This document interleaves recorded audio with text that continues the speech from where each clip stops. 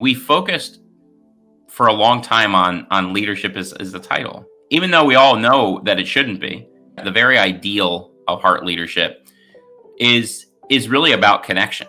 It is truly about the power of connecting with another individual through meaningful and authentic relationship.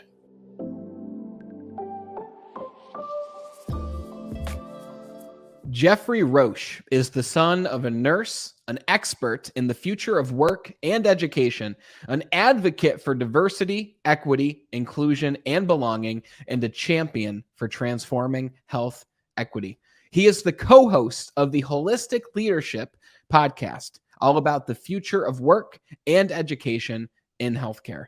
As Senior Vice President at Dignity Health Global Education, Geoffrey has led a diverse team that is focused on developing institutional relationships with leading health systems while championing national conversations and initiatives to develop innovative diversity, equity, and inclusion for the healthcare workforce. Geoffrey is an advocate for the idea and principle of leading with heart. And today we're going to talk about how the world of work has changed drastically in the past few years and continues to change now in 2023, as well as how you as a leader can lead with heart. And if you're not a leader or have the title of leader, how you can begin to lead in this new and upcoming workforce. If you take away even just one principle, strategy, or maybe we made you smile or laugh during this conversation, then please share this show with just one other person who could use it as well. Without further ado, Mr. Geoffrey Roche, it's great to have you on the show, my friend. Thanks for having me. So, Geoffrey, for those who haven't heard of you yet, you have a very long list of accolades and a very long resume. So I'm curious, how do you describe to a normal everyday person what you do today in the world of leadership? Yeah. Well, the first thing I say to individuals is, as you know, Brandon, leadership is truly a journey. And you will always hear me say that anybody has the opportunity to be a leader. And I will always tell people leadership is never a title. And so when I look back on, when I started my career to where I am today, what has always stood foundational for me is that leaders who lead with their heart and leaders who don't truly abuse the title that is truly a blessing to be given and bestowed upon a leader really are the ones that transform lives. And so for me, I think, in fact, if you would talk to anyone that has ever served on any of the teams that I have led, what you would hear is that first and foremost, I'm a human. And I really, truly take that notion very important.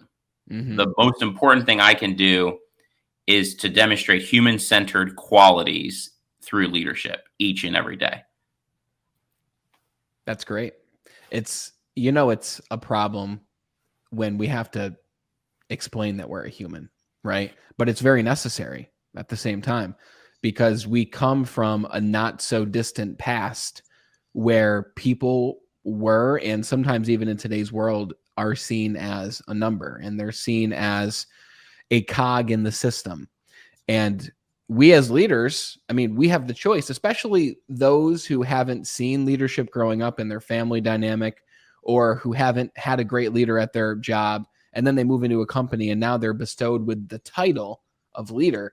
They might think of that as simply a manager of these people or cogs in the system, right? So this idea that we are human, this idea that we are leading with heart, which I love that concept. And I want to ask you about that. It shouldn't be an alien thing, but in today's world, it still can be that way. Do you think that we've made progress in the direction of leading with heart in the past few years? Or do you think that things have changed even more drastically in the opposite direction? What are you seeing? Yeah, I think it's actually unfortunately gotten worse in many ways. And I think if you look at, obviously the industries that I have interacted the most with and have the privilege of serving, if you look at healthcare, you can look at the crisis of the workforce, particularly among our nurses, but also our doctors, and frankly, all levels of healthcare. And you can see that it's clear culture, but also leadership have just not demonstrated true human-centered aspects of what it means to lead. We would not be in a place where you have more strikes among union nurses, more departures, resignations, individuals completely leaving healthcare if we were moving in the right direction. And I think in many ways, what we have to do is there's some encouragement. I'm certainly encouraged that more and more healthcare systems have brought on chief learning officers, certainly more, have brought on chief diversity and health equity officers. But there's still a lot more work to do. And I think if we get to the basics, what we have to do is understand what it means to connect with one another and understand what it means when we need to change things together within culture. That idea of connecting with one another and the idea of leading with heart, is that something that we're born with, or is it something that can be taught to everybody or some people? Like, how do you train one to lead with heart? And maybe a good place to start is, what does it mean to lead with heart? Yeah. So, I think just like the argument and the long-standing debate of is everyone a leader, I do believe that when you think of heart leadership, so the very ideal of heart leadership is really about connection. It is truly about the power of connecting with another individual through meaningful and authentic relationship. And when you're a leader, what's even more critical within that is you are privileged and given an opportunity of the highest regard, regardless of title, to lead others and be focused on advancing a mission, vision, and values. And so within that work, what's so critical is that you find the way to connect with one another, because we don't move individually, we move together. I think to your point, though, what's critical is that, heart leadership is really not all just about connection. It's also about empathy. It's really that idea where we're going to empathize with one another. We're going to take the time to listen intentionally, actively listen, which you'll hear me say regularly, that listening, we know, is both a skill and I always say it's an art and a science, because you got to really think about it very holistically. And a lot of leaders, I often will say, leadership starts with an L for a reason, and that's listen. Mm-hmm. A lot of leaders don't listen. They think they know the answer, and they tell the people the answer before they've even had a chance to listen. And so the other piece that's really critical about that is the coaching, the empowering aspect. Someone that leads with heart knows that there's a greater cause, and it's not about me, it's about we. And they understand that at all times we are in this truly together. And so do I believe people can be born with it? Absolutely. Do I believe we need to continually be trained on it? 100%. Every leader, every professional, because again, everyone can be a leader. I tell nurses all the time, I have this debate when I've been a professor. My nursing students will say, I'm not a leader. I don't have the title of leadership. Well, right there tells me something is wrong within the culture that they serve in. Wow. Because if they respond and say, I'm not a leader, I don't have the title, someone there is making it clear it's a hierarchical structure. And I've served in healthcare, very hierarchical. That's not a good culture. Yes, we need to have structure, but hierarchical creates this dichotomy where it can create this us versus them dichotomy. And that really is in many ways what has really challenged leadership for so long. And so what's critical in that, to your earlier question, is the power of connection. A leader should want to be a coach. A leader should want to empower. And a leader should do everything within the leadership that they have to want to lift up each and everyone that's around them. Wow, that was beautifully said. Everything that you just said there, I really, really like that. And I agree with it wholeheartedly. And whenever I hear something that sounds as great as that, the next question I always love to ask is, okay, how do we get there? So one point that I really loved is when you're speaking with nurses as an example, and you talk about how they're a leader, and they say, no, Geoffrey, I'm not a leader. And you say, okay, well, that's an immediate red flag of the culture. I completely agree.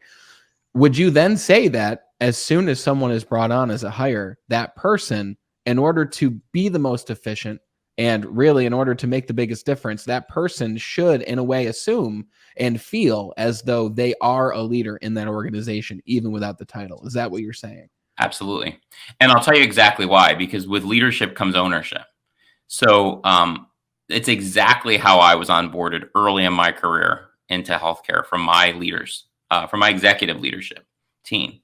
Was again, when you start with the premise, whether clinical or non-clinical, that we all have the opportunity to lead, you start with the strong proponent element of we're going to own this. And so irregardless, we have a mission, vision, values, we have a strategic priority as an organization. And if I'm bought into that, I'm going to help advance that at all levels. And so when I've talked with nursing students and others that have said, I'm not a leader, I've always said to them, well, help me understand this. Do you not transform care through the delivery of the care that you provide? Do you not lead the transitions of care with the patients that you take care of? Do you not help the family members that you're talking to about the patients that you're taking care of understand the process and understand what's going to happen within all that work? And they always say, oh, yeah. I said, and you're not involved in infection control and infection prevention, and you're not involved in new initiatives around the healthcare system?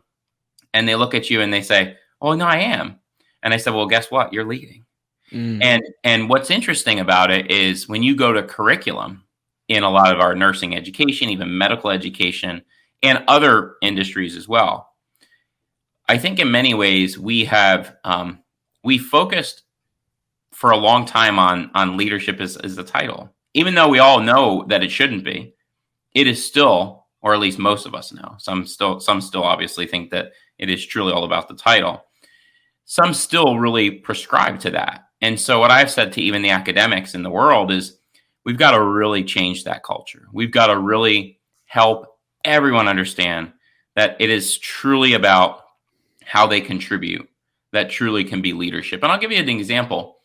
Early in my career, there were a lot of initiatives that I was asked to take on, didn't have the title of a leader. But guess what?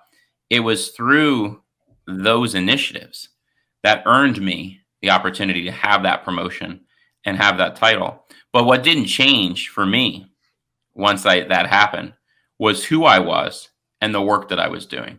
What really changed was I now had another community of influence to help make sure the work that we were doing was getting done. And then I took it upon myself because at that time I was the youngest leader promoted in the organization in history.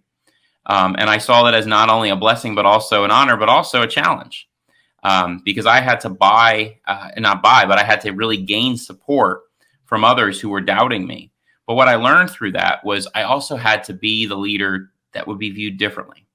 I had to spend a lot of time with my team to make sure they understood how could I help them.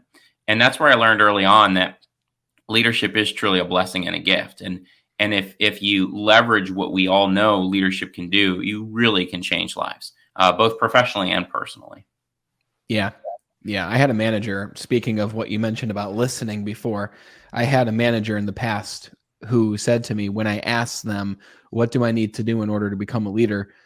They said, go to every person on the team and ask them how you can serve and help them. Yeah. So there were about 10 people on the team at this point. I went to each person individually, one-on-one, and I said, hey, I'm looking to make a positive difference in the store here. And I had a history here of someone who was out for them, who I was like 19, 20 at the time. And I said, listen, I know that in the past we might have butted heads. You might have a certain way that you view me. However, I'm saying now that I want to help and make a difference. What can I do for you in order to help you perform at a higher level and also enjoy your time here on the sales floor even more? Yeah. And I got some really cool answers from people. Some things as simple as, just keep doing what you're doing because it's inspiring, or, maybe do a weekly check-in with me to let me know where I am versus where I want to be, or help me determine my goals, or, little things like that. It was always something little for the most part. Yeah. And after a few months of doing that, people saw, okay, he actually does want to help me. He listened to me. He heard me. He's making a difference. I didn't have the title at that point. I wasn't getting paid more to do that. But within 6 months, I was in that role that I wanted to be in. But I wasn't just promoted and then I started and then I was promoted. I think that's a really important distinction to make. Yeah. No, I agree. And I mean, obviously with, I've also had, like you, experience in business development and sales. And what I will say is, I think that's an area where there's a lot of need for really good leaders. Because I think people, again, everyone can be driven by profit and driven by revenue, but you'll never achieve that if you're not good to your people. Um, it doesn't matter. And even if you maybe do achieve it, you're achieving it at the cost of impacting people in a way that's not going to be truly transformative. And so when I look back on leaders, even in the highest roles of organizations that I've served in, there's a lot of work for a lot of people. A leader should want to continuously learn. And what I've seen in my career and also just in my community and my network is there's a lot of leaders who just don't want to continuously learn. And I say, learning, like I always say, the first L in leadership is also about listening. It's also about learning. And if you're a leader who doesn't want to continuously learn, it's time to pass the baton because this is a very different world. And learning is rated as one of the most important elements of what a professional looks for in an organization. And so if they're not for that, it's time for them to move on. What are some things that leaders should be focused on learning? Is it industry specific? Is it generalized, or is it both? I think it's both. I mean, you certainly have to be a practitioner without question in the industry that you serve, but you also have to be, someone who really wants to understand the dynamics that are changing. So, for example, I mean, we're sitting in a workforce today that has more generations than ever before, and very different generations. And what I see a lot of leaders do is critique all the different generations rather than want to think about how you build community among each of them and find the strengths and the opportunities that we have when we leverage that. So I tell people all the time, I'm a millennial. In fact, I was just with some colleagues recently and they're laughing. You're a millennial. Whatever you say, because you're a millennial, you just speak your mind. That's a millennial. Yeah. Well, guess what? If you harness that energy and you harness that passion that each and every one of us bring, instead of looking at it as a negative, which unfortunately in a lot of workforce it is today, Gen Z, Gen Y, you name it, we have to look at it as we're developing the future. And those future leaders, those future professionals are going to be learning, and we have an opportunity to share with them what we know. We can't just share with them what we think they want to know. We have to find a way to connect with them. And that's why I think leaders also need to be, reading books, taking courses, continuously learning, taking certificates, understanding what's changing in the workforce, spending time with the workforce. I mean, that's the piece that really gets me going. I mean, when you're a leader, spend time on the front lines, take some calls in a call center, understand what's really occurring. If you're in healthcare, walk the halls, really talk to the nurses, talk to the phlebotomists, understand what they're going through. You can't lead from an ivory tower. That's never been how leadership was developed. But in many ways, it's how it's become. And, I'll tell you, I mean, I was fortunate. I always tell people I was fortunate early in my career to work for some of the best leaders. But then as my career has gone on, I've seen and experienced other leaders who truly have a lot of continuous improvement. And that's okay if you acknowledge it. Because I will be the first to say, and I say this to the team that I lead today, I'm always learning too. And so if we make a mistake, we learn together. It's not about me, you, it's all about us together. I love that. Yeah. I asked you before we went live, I was like, so what's your product? Right.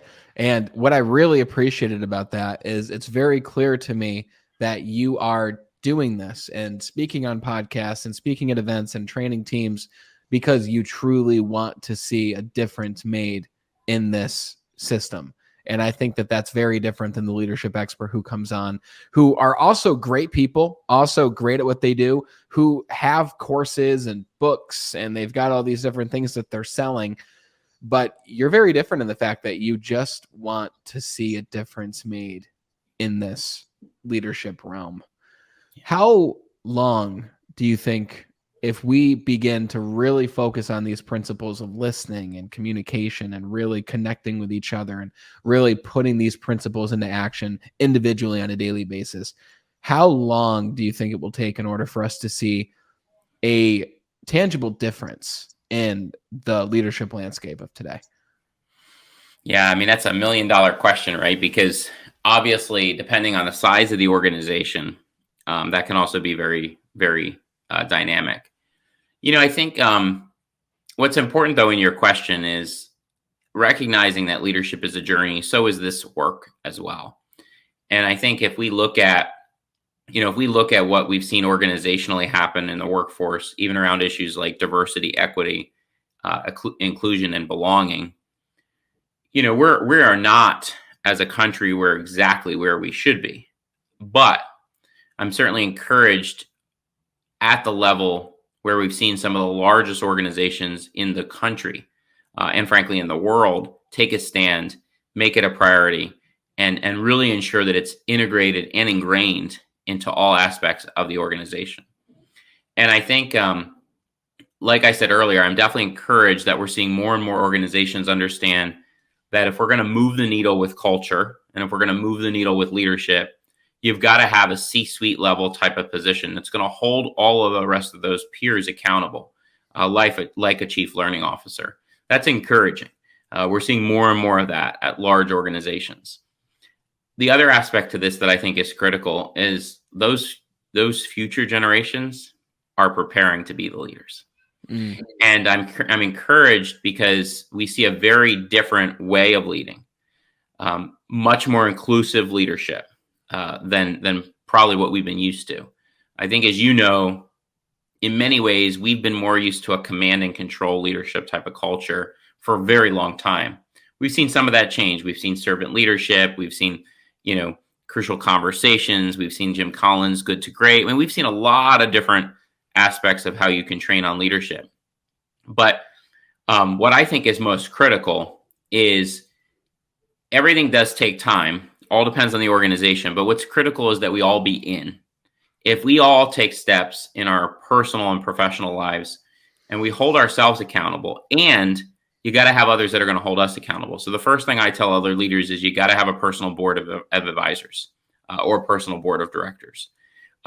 People who will see you, experience you, and be willing to say to you, Geoffrey, you are wrong in that situation. And here's why. And you have to have that. But you also have to have people who are going to say, I really like what you're doing, but you've got to take a little bit more risk. You've got to try this.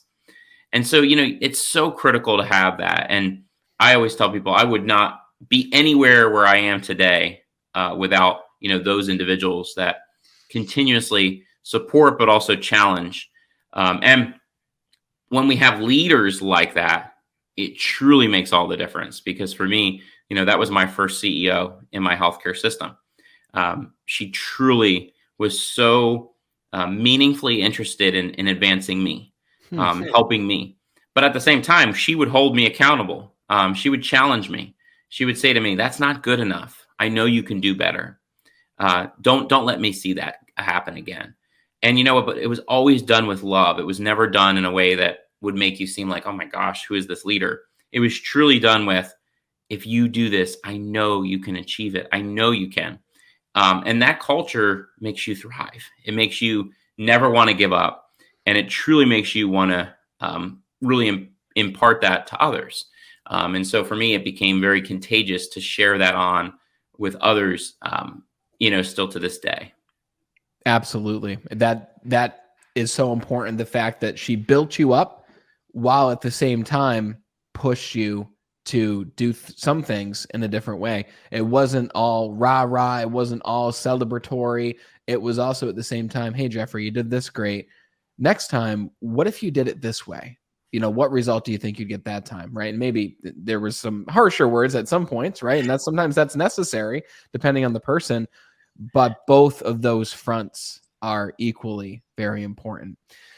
And a lot of people are asking the question, how does one develop the mindset of change? Because there's a lot of companies out there that have been doing things the same way for a very long time. So how does one, especially these businesses who have this structure in place and they have this leadership structure, how does one begin to develop a mindset of change? And I think another follow-up to this, and sorry to throw so much at you here, is how do you begin to help organizations implement this change, especially if the organization may not see the need for it as much as you know that the need exists? Yeah.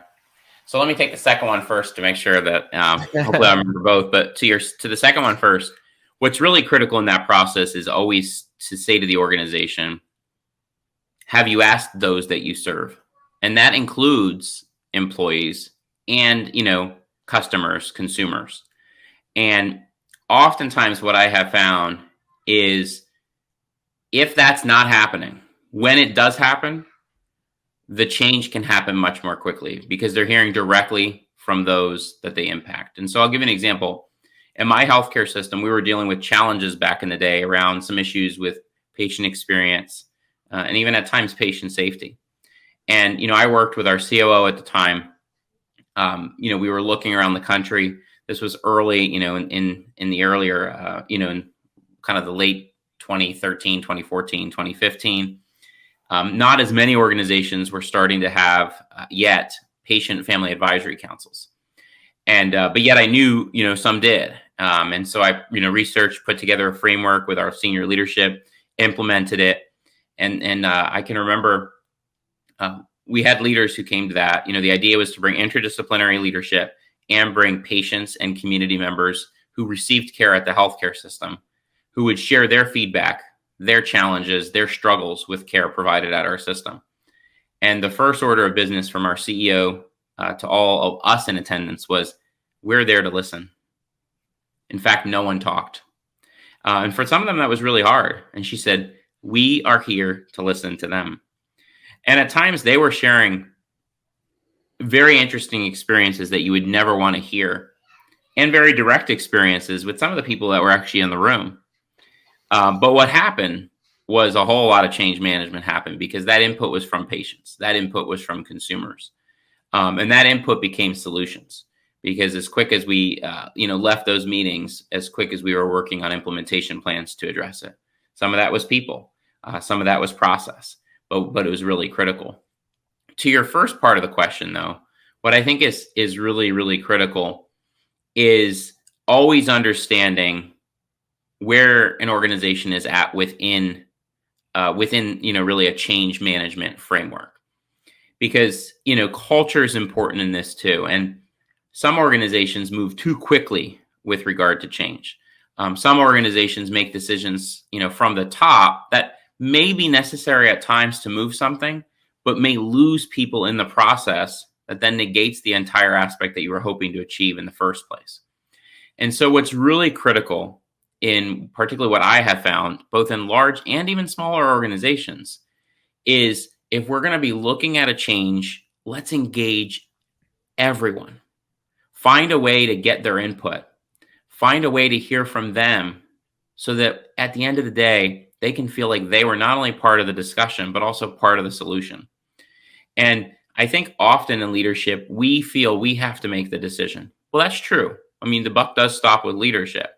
But if we engage the front line, if we ask them, at all levels of the organization, not just people that have title, what do you think about this?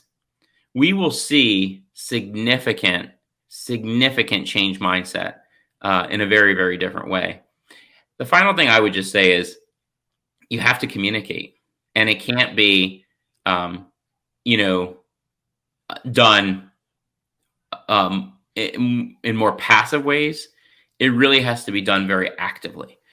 True, authentic communication in person, on emails, as much as possible on videos, making sure people understand.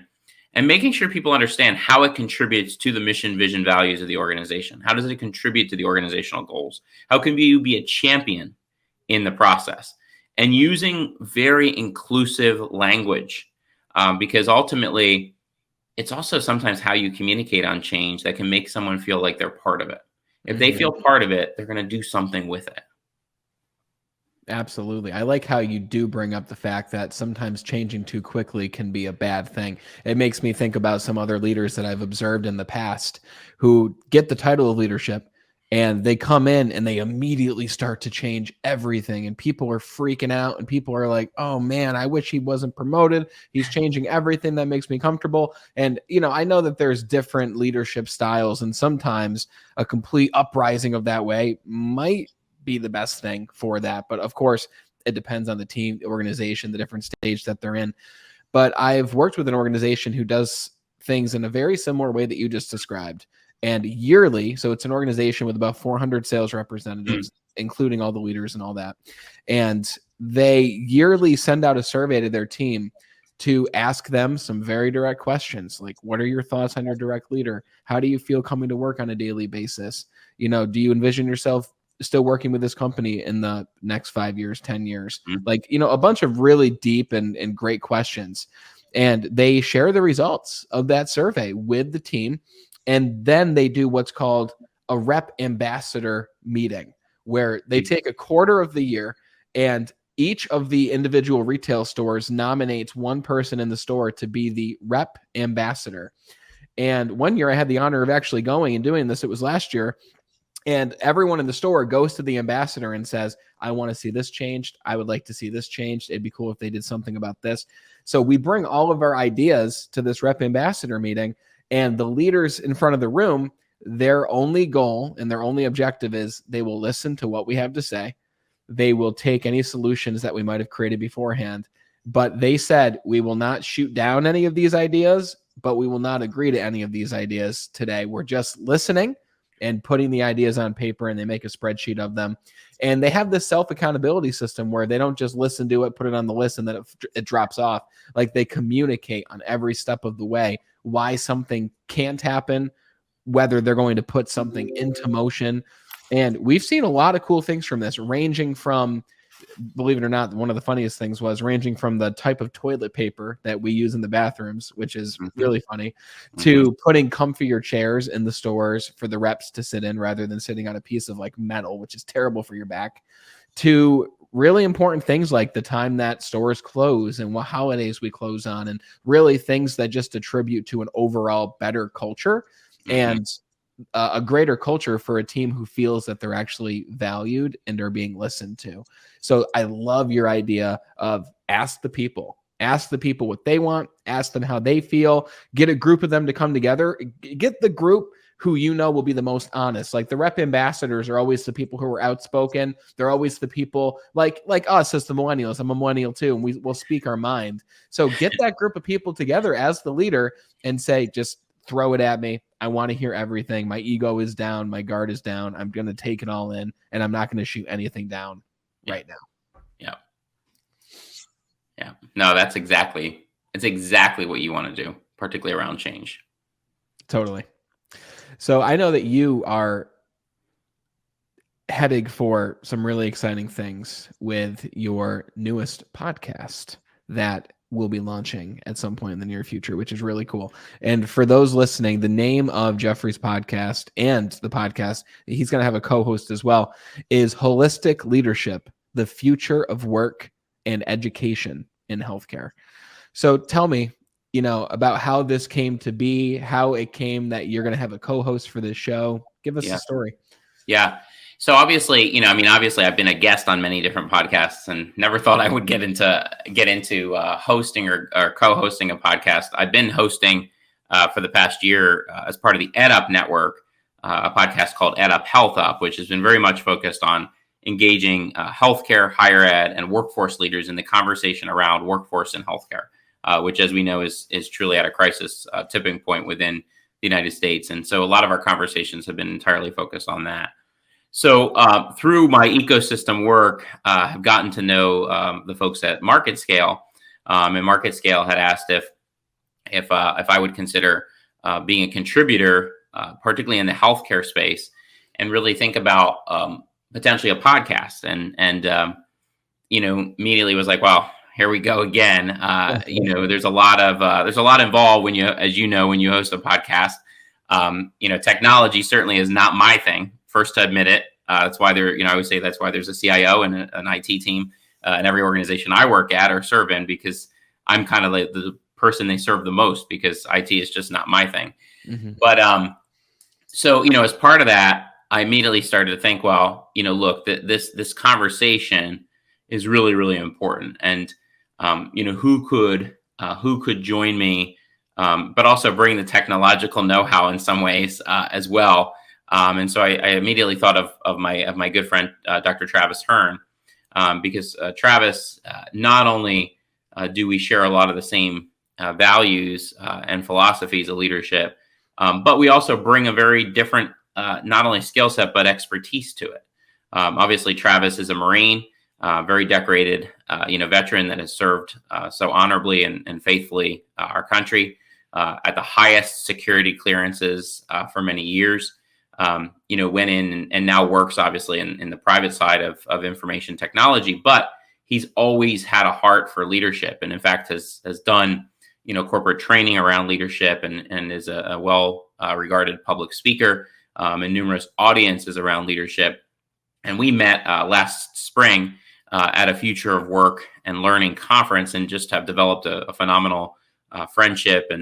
And so he's going to be co-hosting with me, and really, we're going to be really engaging, not just at the highest levels of leadership, but also at various levels, to our earlier conversation of leadership, to really unpack, where are we going? I mean, we're talking about a very different time in our country when we talk about the future of work, the future of education. And I think there has to be some really authentic and honest conversation on where we are and where do we need to go, and what can we do in building community to get there.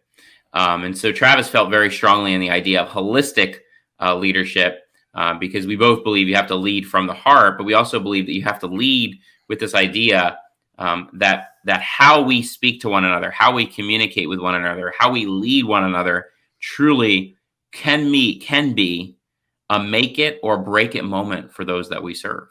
Yeah. And that's literal, because it's true when we think about where we are, even in mental health in the workplace.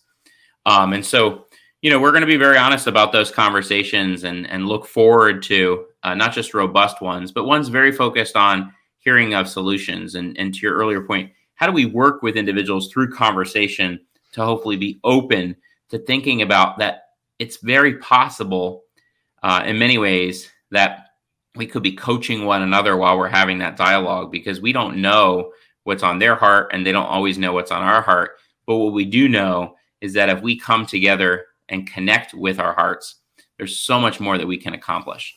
And so that's really, we're going to be very holistic in that sense. That's incredible. I'm excited to see how that podcast goes. I'm excited to hear when it launches. For those who are like, I need to hear this podcast, I need to keep following your progress, Geoffrey, where can people find and hear more from you? Where can they follow you and your progress? Yeah. So, LinkedIn would be great. Certainly can connect on LinkedIn. Just do Geoffrey M. Roche.